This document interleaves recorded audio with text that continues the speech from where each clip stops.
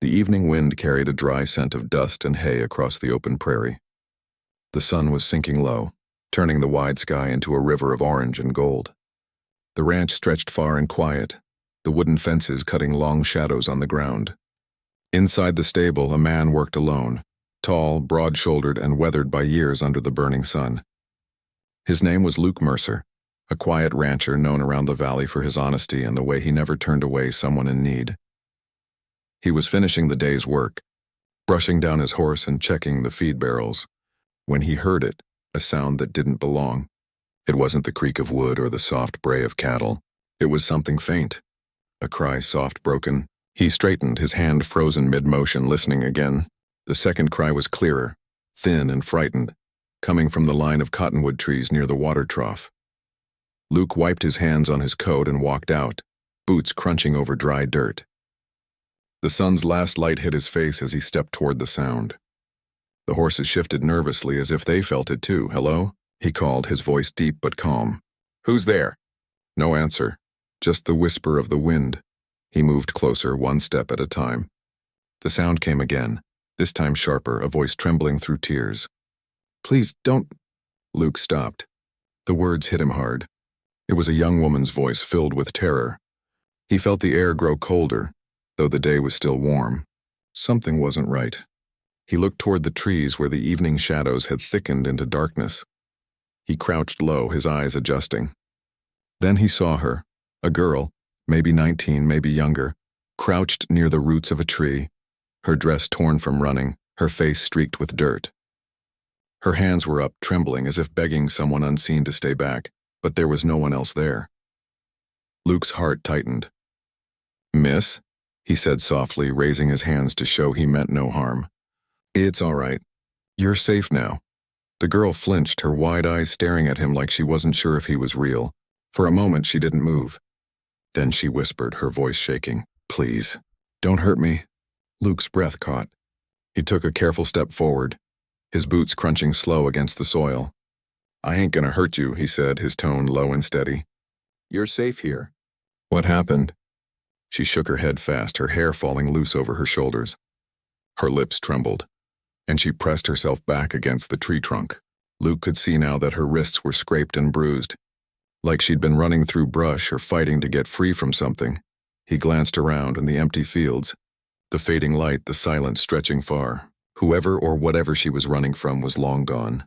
Still, something about the way she shivered made him feel a cold weight settle in his chest. He reached into his coat pocket slowly and pulled out his water flask. He set it down a few feet away from her. "You look thirsty," he said.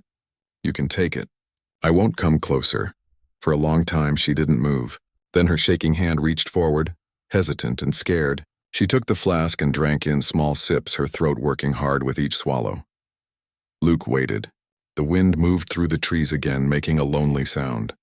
After a minute, she lowered the flask, her voice barely above a whisper. "He's gone, isn't he?" Luke frowned. "Who?" Her eyes darted toward the horizon, where the last of the light had died.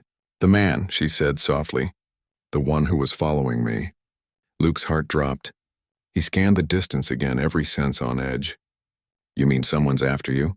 She nodded, tears running down her cheeks again. "He said he'd find me." Luke's hand instinctively went to his holster, but he didn't draw his revolver. He kept his voice even. "You're safe now. Ain't nobody gonna hurt you here." The girl looked at him for a long moment, searching his face, trying to decide if she could believe him. Then her body gave out from exhaustion. Luke caught her before she hit the ground. She was light, cold, shaking like she'd been running for hours. He carried her gently toward the barn, his boots silent now on the dirt. The horses stirred as he passed. Inside, he laid her on a pile of clean hay near the wall. He grabbed a blanket from the saddle and covered her shoulders. Her face was pale in the dim lantern light. Luke knelt beside her, studying her. She had the soft features of someone who hadn't lived rough, maybe from a town nearby or from a wagon train. Her dress, though torn, had fine stitching. He guessed she wasn't used to this kind of land, this kind of danger. She stirred, whispering again in her sleep. "Please don't." The words made him freeze. Even in rest, the fear clung to her voice. He leaned back, his jaw tight. Something terrible had scared this girl near to death, and whoever had done it might still be out there. Luke stood, went to the barn door, and looked out at the night. The stars had come out bright above the plains, scattered across a deep blue sky. But somewhere beyond the hills, something dark moved, or maybe it was just his eyes playing tricks. He returned to the girl and checked her pulse, making sure she was breathing steady. Then he sat down on an old crate watching over her. Time passed slow. Coyotes howled far in the distance. Luke thought about what she said, about someone following her. In these lands, men could disappear easily, and so could women. It wasn't the first time trouble had wandered through these parts, but the look on her face, the sound of her cry, that wasn't ordinary fear. That was the kind that came from something no person should see. At last, near midnight, she woke again. Her eyes darted around, wide and confused. When she saw him, she tried to sit up. "It's all right," Luke said softly. "You're safe here. My name's Luke Mercer. This here's my ranch. You can rest till morning." She hesitated, then whispered, I don't even know where I am." "You're about 2 miles west of Dusty Hollow," he told her. "Nearest town's Ridgefield, half a day's ride." She closed her eyes, tears slipping down her cheeks again. "He said he'd come there too." Luke frowned. "Who is he?" Her voice cracked when she answered. "A man with a scar across his cheek. He said I couldn't leave." Luke's stomach turned. A man with a scar? That sounded like Jed Collins, a drifter known for trouble. Someone Luke had thrown off his land once before for stealing cattle. He stood slowly, the air in the barn heavy. "You just rest," he said quietly. "I'll keep watch tonight." The girl reached out, her hand trembling as she caught his sleeve. "Please don't go outside," she said, fear filling her voice again. Luke turned to her, confused. "Why not?" Her eyes met his, wide with terror. "Because—" "He's not alone," Luke froze. The lantern light flickered against the barn walls. Outside, somewhere near the fence line, a horse snorted, not his. He stepped to the door, listening hard. Another sound came, faint, metallic, like a spur brushing against wood. Then he saw it, a figure standing at the edge of the ranch, half hidden in the moonlight. The man's face was shadowed, but the faint glint of a scar cut across one cheek. Luke's blood ran cold. He looked back at the girl who was clutching the blanket tight around her shoulders, whispering, "Please don't."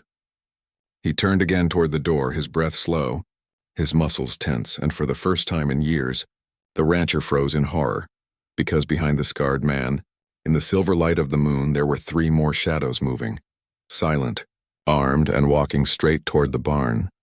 The night air was heavy with silence, broken only by the low rustle of wind sweeping through the dry grass. Luke stood near the barn door, his heart beating slow but hard. The girl's words still echoed in his head. He's not alone.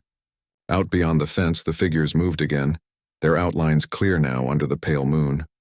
4 men, one with the scar. The others followed close behind, holding rifles that caught the faint light with every step. Luke breathed quietly, steadying himself. He had seen danger before, back when he worked the cattle drives through outlaw country, but this felt different. These men weren't just thieves. They were hunters, and the girl inside was their prey. He turned his head slightly toward her.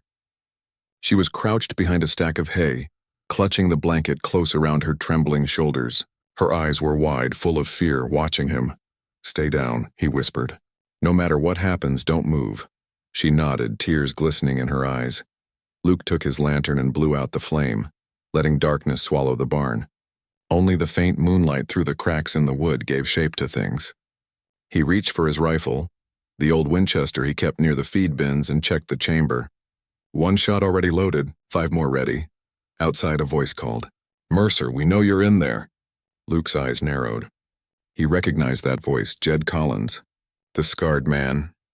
"Don't do something foolish," Jed shouted again. "We just want what's ours.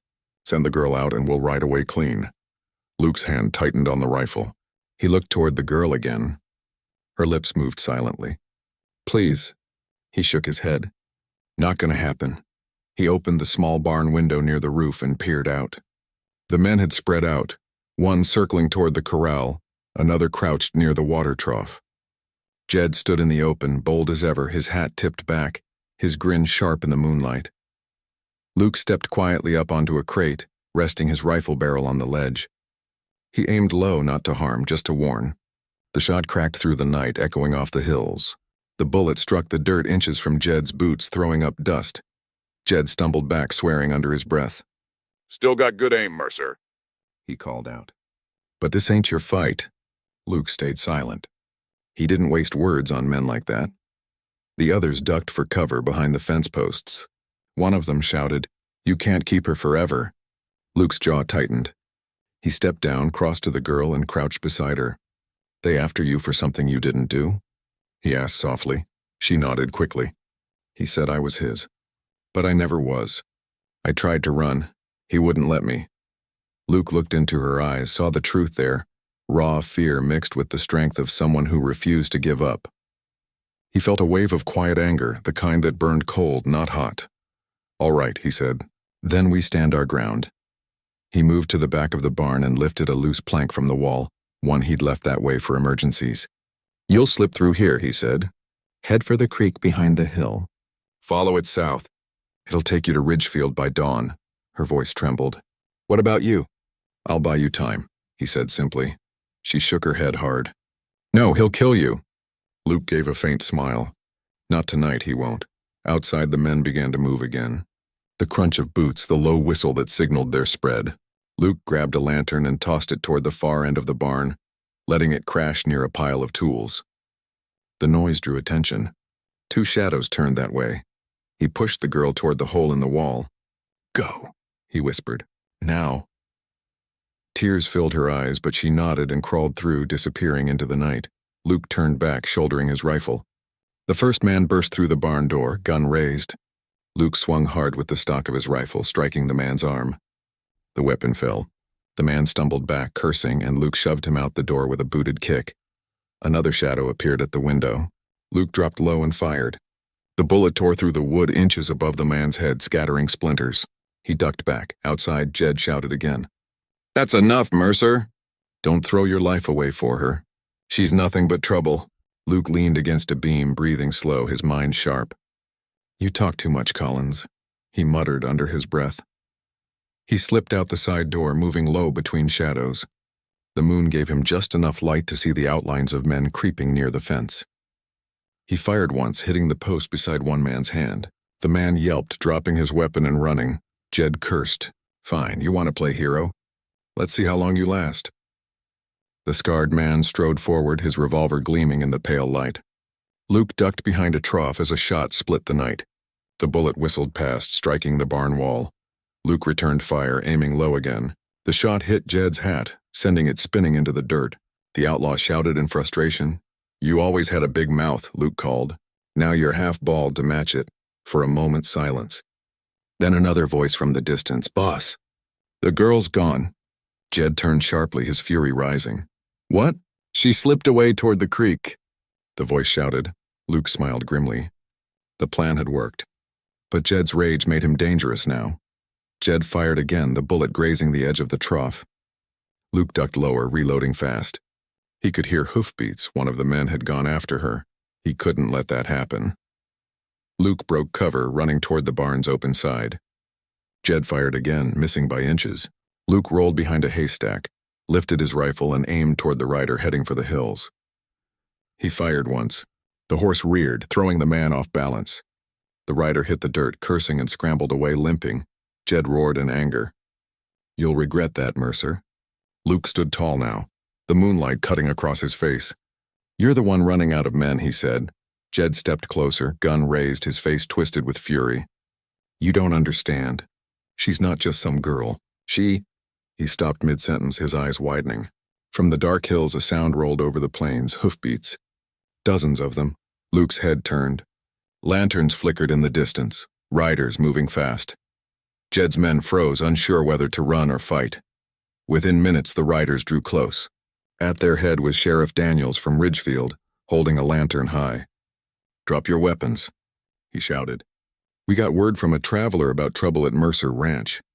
Jed's hand twitched. Luke raised his rifle. "Don't," Luke warned quietly.